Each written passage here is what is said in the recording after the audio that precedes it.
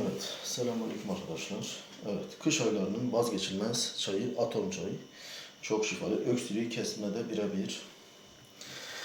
Evet, içinde neler varmış? Önce bakalım. İçinde zencefil, zerdeçal, karanfil, yenibahar, karabiber, tarçın, hibisküs ekstraktı,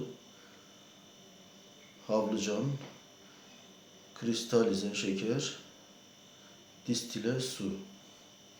Evet. Şunu kullanışı nasıl? Aktardan aldığımızda 3 tane küp şeker şeklinde 3 tane atıyoruz. Sonra kaynamış suyu döküyoruz.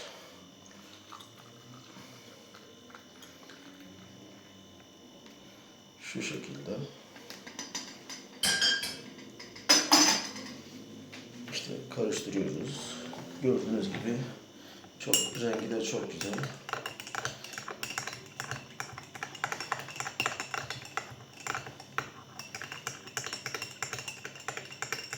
Tamamen organik baharattan yapılmış.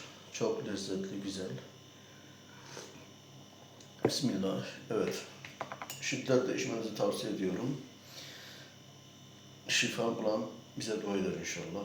Hayırlı geceler. Allah'a emanet olun. Hoşça kalın.